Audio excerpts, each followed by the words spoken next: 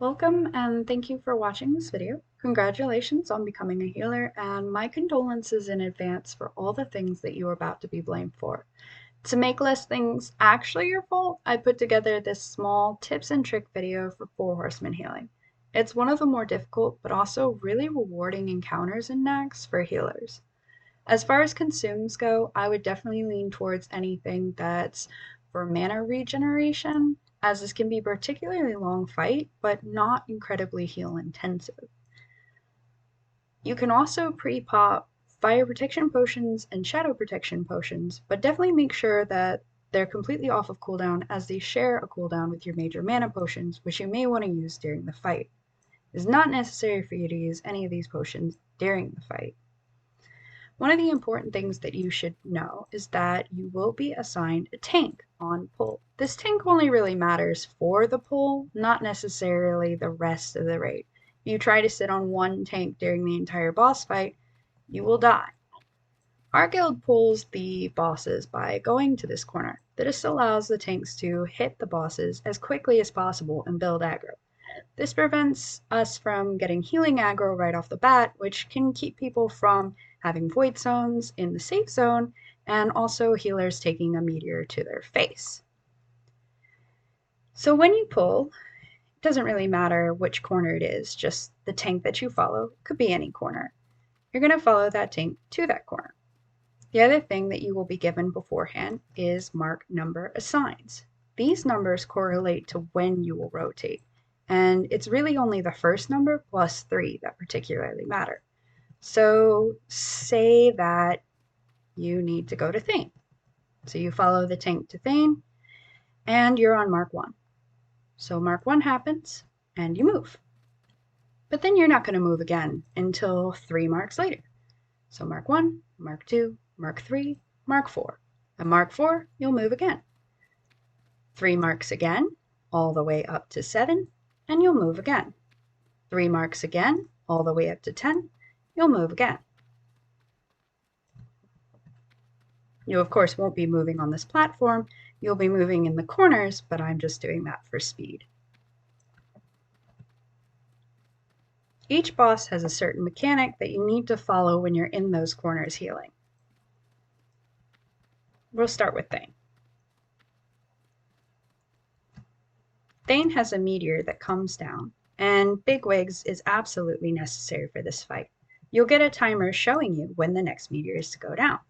If you've ever been to AQ40 or AQ20, you understand the mechanic of meteor, and that multiple people need to soak it to limit the amount of damage. You need to just stay close to the tank and soak the additional damage from the meteor, as well as stay in and heal the soakers. You should never run out right before a meteor is coming, as that meteor can land on you, and if you're the only person it lands on, you'll die. So sometimes you may need to stay in and take a 4th mark, but as long as you have full health and shield yourself or do anything else that can top yourself up, you should be able to survive. The next one we will do is Bloomo. Bloomo creates void zones on the ground. You cannot survive these. Some of the best ways to avoid these is to move immediately when the timer hits 0. Whether or not you see a void underneath you, it will always appear under a player. If it's still in the first phase of the fight, there's only 3 players here, so there's 1 in 3rd chance it will be under you. It's also important to consider to not run through where someone else was just standing, as the void zone may have appeared under them and you may run directly into it. Do not jump out of a void zone. This is slower and increases the contact time with the ground at the void zone point. You are more likely to die trying to jump than if you simply move out. Then we do Zeliek. And Zeliek has recently changed on our server, where you used to be able to stand as approximately close as this. Zeliek does a Holy Wrath, which chains between different players, including the tank. It increases damage the more players it chains through.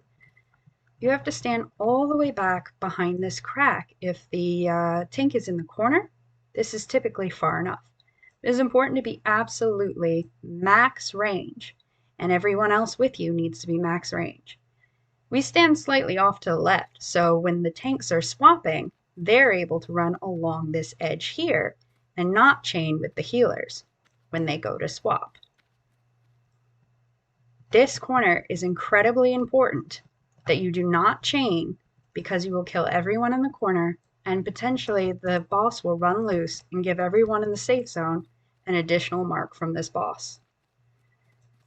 The last one we'll talk about is Morgraine. Morgraine does a cone of damage in front of him and also hits really hard.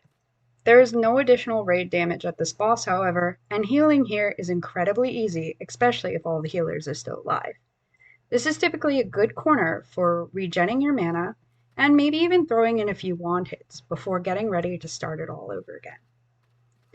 Eventually during the fight, the front two bosses will die, and many people will run into the safe zone, and there's benefits and downsides to this. There's lots of people to heal in the safe zone, typically returning from the back tanks, having damage. However, during the end of the fight, sometimes DPS can pull the bosses and not realize and bring them towards the safe zone before the tanks can pick them up. This will give everyone in the safe zone an extra mark and reset their stacks, meaning it will be longer until they can run back in, including the healers. I personally choose to continue to rotate around the outside edges as far away from the back mobs as possible. Still, watch your stacks. Make sure that you don't get more than 3. And be aware that the ghosts of these horsemen can still attack you and do a decent amount of damage to tank or to claw thieves. So don't stand too close to them. This has saved entire raids in several occasions where every single healer had a mark, but I was able to come in and heal the tank, and we were able to get back on rotation.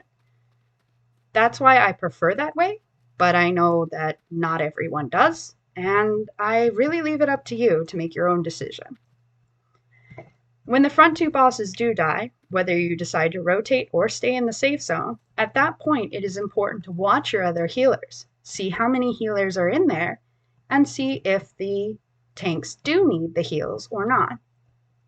I know it may be tempting to run in as soon as you don't have stacks anymore, but it is more beneficial to the raid overall if you wait as long as possible before running in. This makes sure that you're available in the event that everyone else has stacks, you can go in. One healer can make the difference. So really the 3 takeaways is stay alive first, keep the tanks alive second, and have fun. Thanks for watching.